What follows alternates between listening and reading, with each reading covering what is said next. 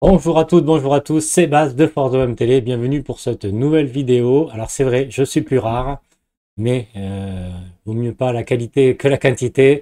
Non mais voilà, en fait, c'est vrai que j'ai un peu marre de faire des vidéos, surtout avec, avec cet OM-là, et donc justement, c'est le thème de la vidéo.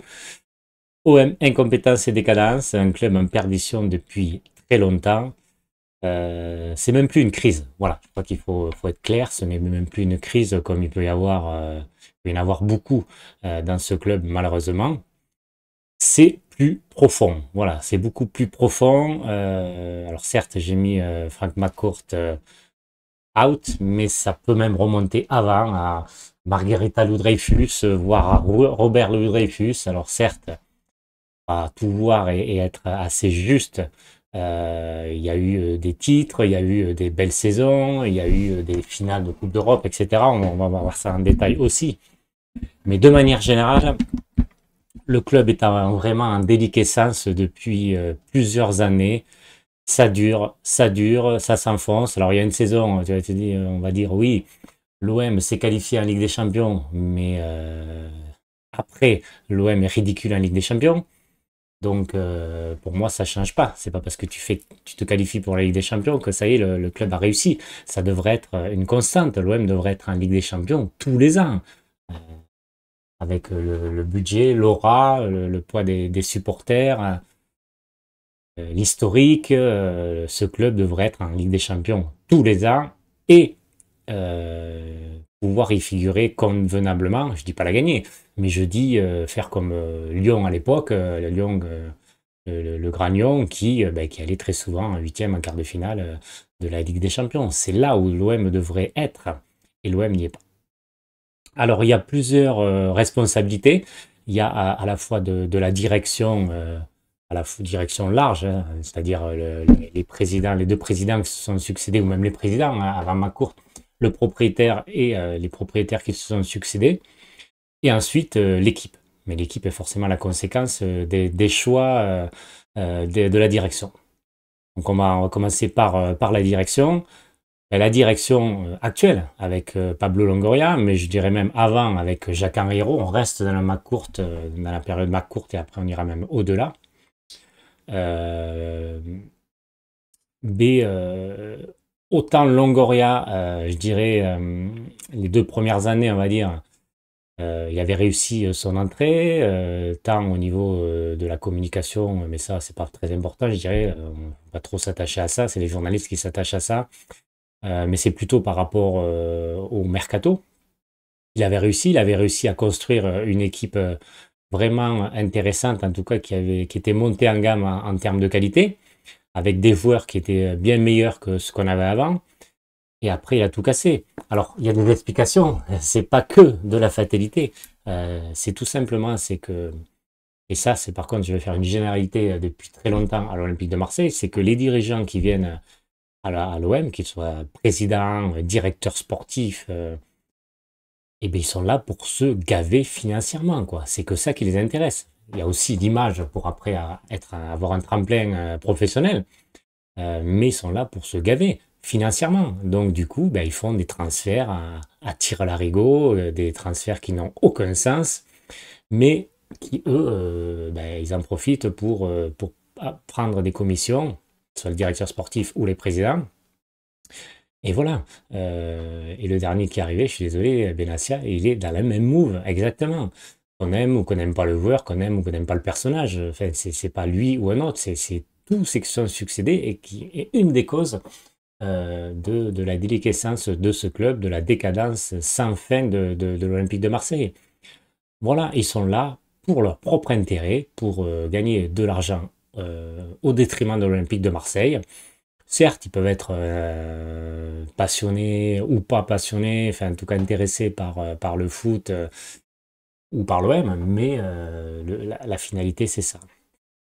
Et en plus, il y a de l'incompétence. L'incompétence de Jacques Herrero, bon, c'était très manifeste parce que lui, il était nul sur toute la ligne. Mais Pablo Longoria, qui même moi-même, hein, je l'ai encensé comme jamais un président, je le comparais à Diouf et à Tapi, ben, visiblement, il n'est pas du tout à ce niveau-là. En tout cas, il l'a prouvé. De toute façon, c'est dans la durée que tu le prouves. Hein. C'est pas en 1, 2 ans que tu prouves une stature au sein d'un club. C'est dans la durée. Et la durée a bien, malheureusement, fait son œuvre dans le mauvais sens. Donc voilà, des choix à la fois de dirigeants, voilà, que ce soit le propriétaire Franck McCourt ou les présidents qui choisissent, les directeurs sportifs qui choisissent les entraîneurs ou pas. Pourquoi? Pour McCourt, McCourt, quand il a choisi Jacques Henriot, mais pourquoi il a choisi Jacques Henriot? Parce que c'est lui qui était porteur d'affaires pour ce projet et que du coup, il était dans le deal. Mais il était totalement incompétent pour ce poste. Après, ils ont choisi Zubizarreta. Zubizarreta était incompétent pour ce poste. Zubizarreta était bien quand il était au Grand Barça où c'était facile d'aller chercher un grand joueur avec en plus l'argent qu'il faut derrière et le standing avec l'équipe. Donc non. Donc les choix des hommes, ça a été pareil pour Longoria, avec Ribalta, avec tous les autres, hein, qui sont passés d'ailleurs à Lyon. Donc les choix des hommes et les choix des entraîneurs. Longoria, il n'y a aucune stabilité. On change de projet de jeu tous les ans. Du coup, on change les équipes, les joueurs pour qu'ils collent à ce projet. Il n'y a pas de stabilité, il n'y a pas de cohérence, il n'y a pas d'ambition. Voilà, parce qu'avec Sampaoli, je pense qu'on avait trouvé un super entraîneur qui en plus pouvait faire du jeu. En deuxième année, c'était moins beau, mais si tu lui donnes après la possibilité avec de meilleurs joueurs, avec d'autres moyens, il peut avoir des joueurs beaucoup plus techniques qui correspondent encore mieux à son jeu, et du coup, ça monte en gamme parce que c'est un super entraîneur. Jorge Sampaoli, c'est sûrement le plus grand entraîneur qu'on a eu depuis très longtemps à l'Olympique de Marseille. Je ne remonte pas hyper loin, mais je veux dire dans les dernières années, quoi. Et il avait l'ambition d'avoir des meilleurs joueurs, et je veux dire, si on n'avait pas fait des mauvais choix, de l'argent foutu en l'air pour des joueurs qui valent pas le coup, comme Benedetto, comme Mitroglou, comme Ngier, etc., etc. Tout cet argent, Charmain, etc. Euh, J'aime pas, c'est évidemment. Hein. Tout cet argent, tu pouvais le mettre sur un joueur mais de haut calibre qui te fasse passer un cap. Donc on pouvait avoir les ambitions de monter en gamme et avec une meilleure équipe, satisfaire Jorge Sampaoli et pouvoir aller plus haut et rivaliser avec des clubs de notre standing, des Porto, des Benfica, des Shakhtar Donetsk, des Leipzig ou autres. Et que franchement, avec un budget à peu près pareil, on aurait pu vraiment rivaliser. Donc il y a des erreurs de choix d'hommes, des erreurs de stratégie, des erreurs de mercato, et des erreurs voulues, hein, parce que comme je l'ai dit aussi, c'est aussi pour se faire de l'argent dessus. Donc voilà, on peut remonter aussi un petit peu dans le temps. Voilà, il y a Franck McCourt, clairement, lui, il est venu là pour faire du business, je me dirais tous les autres, ok. Mais en tout cas, il ne gagne pas de l'argent avec l'OM, c'est clair. Et le gars, il est totalement pas dans la réalité, quoi. Voilà, il arrive, je veux gagner la Ligue des Champions, je veux gagner 3 fois sur 4 le titre, redescends, quoi. En tout cas, c'est pas avec l'équipe que tu fais que tu peux y arriver, quoi.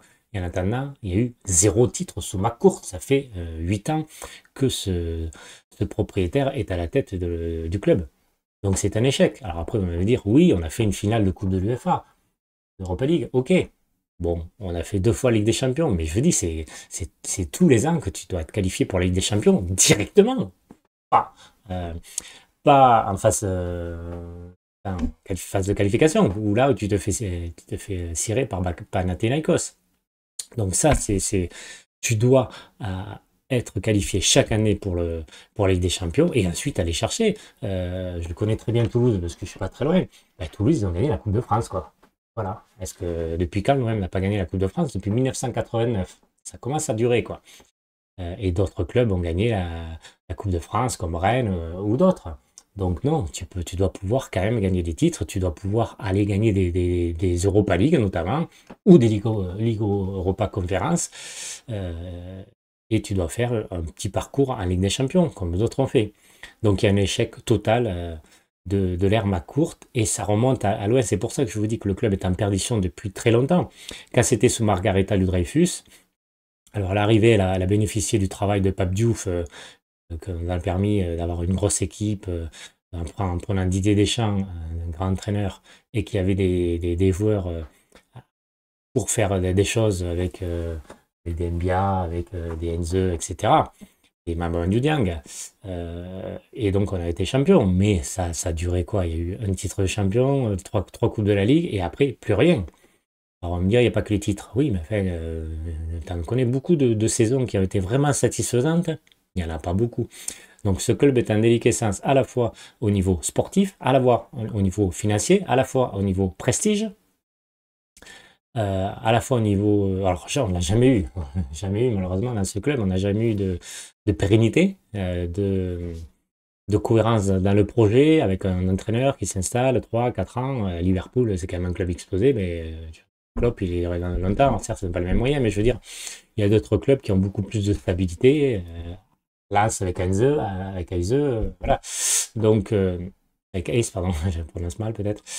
Donc voilà, donc ce club a besoin de pérennité, de sérénité, de compétences, de travail, de moyens, etc., etc. Et donc ça remonte. Et même sous Robert Louis Dreyfus, le bilan est quand même très mauvais avec Robert Louis Dreyfus. Il n'y a pas eu de titre, à part l'Intertoto, c'est pas un titre. Donc vous voyez que ça recommence, ça remonte à très très très loin. Juste avant, il y avait l'Amérique qui avait repris, et avant c'était tapis. Donc moi qui ai connu l'époque bénie avec Bernard Tapie, je peux vous dire que le temps est très long. Je vais continuer après sur l'équipe, après je ferai une petite conclusion. Sur l'équipe, alors l'équipe, ben, c'est le choix des dirigeants, forcément, mais c'est lamentable. C'est lamentable. Alors déjà, pourquoi? Parce que aussi, on a viré tous les leaders. Alors, c'était pas des grands, grands leaders, mais c'était quand même des leaders, des Guendouzi, des Sanchez, des Mandanda, des Payet, des Kolasinac. Tout ça, on les a virés, ou alors on leur a pas donné un peu plus pour qu'ils puissent rester. C'était vraiment des choix importants, c'était des joueurs importants, des joueurs clés à garder.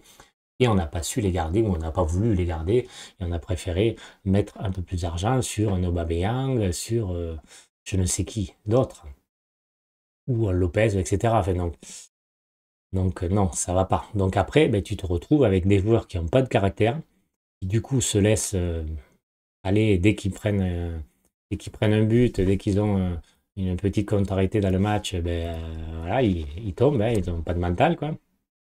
Aussi après, tu as des joueurs qui viennent là parce qu'ils sont au soleil, parce que Marseille c'est joli, il y a la mer, il y a Ciotat, il y a une villa à Cassis. euh, ils sont dans un cadre formidable, ils peuvent faire la fête, ils ont des connaissances. Et Marseille c'est surpayé, donc en plus ils vont avoir un super salaire, les gars.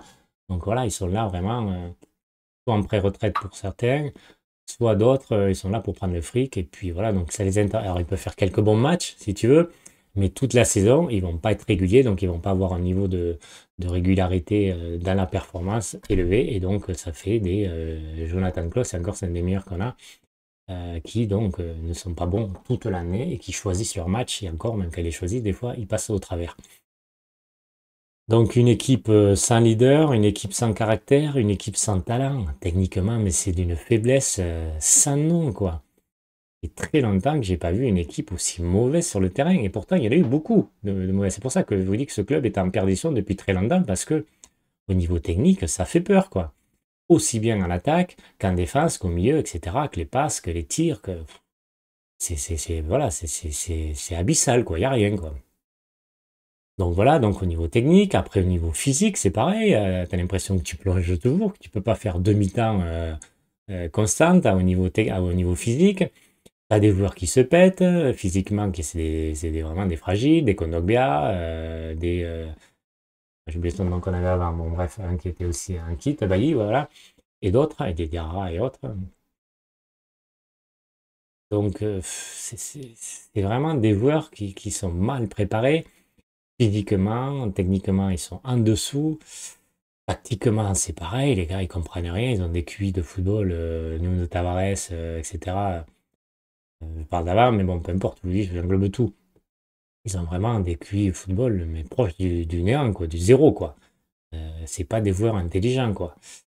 Donc tout ça, tu fais que moi, en fait, je connais les résultats avant le match, quoi. Maintenant, c'est que je sais comment ça va se passer. Je sais que Lyon-Marseille, on va perdre. Je sais que Rennes, on va se faire cirer un Coupe de France. On va me dire, on a perdu au tir au but. Oui, mais justement, au tir au but, on perd au tir au but, quoi. Donc en fait, on est devenu prévisible. C'est tellement prévisible les résultats de l'OM à ce moment que moi, j'ai lâché. Là, je n'en peux plus. Je suis l'OM depuis 1988. Et là, ça fait 3 matchs. Je ne veux plus regarder les matchs. Je n'en peux plus. J'en ai marre de souffrir. Donc maintenant, les matchs où des fois je vais regarder un petit peu, hop, je vois le score, ok, j'ai compris, je pars, etc. Non, non, mais les gars, moi je ne crois plus en cette équipe, c'est pas possible, c'est trop une trop grande souffrance de regarder cette pauvreté de l'équipe et avec en sachant la direction qu'il y a et le mercato là, ben, ils ont fait beaucoup de transferts. Pourquoi? Pour se gaver, quoi. Voilà, ben, un nouveau directeur sportif, il arrive, ben, il va se gaver. Longoria, il sait qu'il va bientôt partir, ben, il se gave aussi. Donc, on fait beaucoup de transferts qui servent à rien. Et ça fait ça, et l'équipe, elle va pas être améliorée en qualité. C'est pas vrai, quoi. Peut-être que le Camerounais est meilleur que Vitinha. Bon, il n'y a pas de chat. C'est assez facile, mais quoique, hein, on a eu, après Mitroglou, etc., on pensait qu'on avait tombé dans l'abysse, et puis finalement, on a trouvé d'autres joueurs aussi mauvais. Donc voilà les gars, donc c'est vraiment un club qui tombe et on va peut-être devenir très bientôt comme Bordeaux et Saint-Étienne qui commencent à tomber dans l'oubli quoi, qui, qui sont tombés dans l'oubli à cause de l'incompétence de leurs dirigeants quoi. Donc ça fait mal au cœur. Alors après, alors évidemment, moi j'espère une vente du club, un rachat du club par un autre propriétaire, mais c'est toujours pareil. Quel propriétaire, avec quels moyens, quel budget il va mettre, est-ce qu'il va être intéressé par vraiment monter une équipe, est-ce qu'il va prendre les bons joueurs, les bons dirigeants, etc., etc. Donc ça, on n'en est pas là. C'est pas parce que on est désespéré, je suis pas le seul sûrement, hein, désespéré par l'état de ce club qu'on doit croire la, le moindre indice comme quoi un rachat de l'OM, Didier Poulmer qui parle à RMC, ouais, qu'est-ce qu'il a dit? Il n'a pas dit grand-chose, ou d'autres, voilà. Ou d'autres c'est fait, etc. Le club est vendu depuis 3 ans, 2 ans, 1 an, etc. Non, il n'est pas vendu. C'était vendu, ça se saurait. Les propriétaires, les nouveaux propriétaires, ils l'auraient dit quoi. Quand tu rachètes un jouet comme celui-là, parce que c'est les jouets des propriétaires, bah, tu l'annonces donc pour l'instant. Ma courte est toujours là malheureusement. Et j'espère qu'en fin de saison, il aura vendu le club et qu'on aura d'autres ambitions parce que là, honnêtement, moi je lâche. Ils ont tué ma passion, j'ai mal à mon OM. Voilà les amis, ben, je vous souhaite peut-être une autre vidéo. En tout cas, je ferai des vidéos thématiques. N'hésitez pas à liker cette vidéo et à la relayer. Merci, à bientôt, au revoir.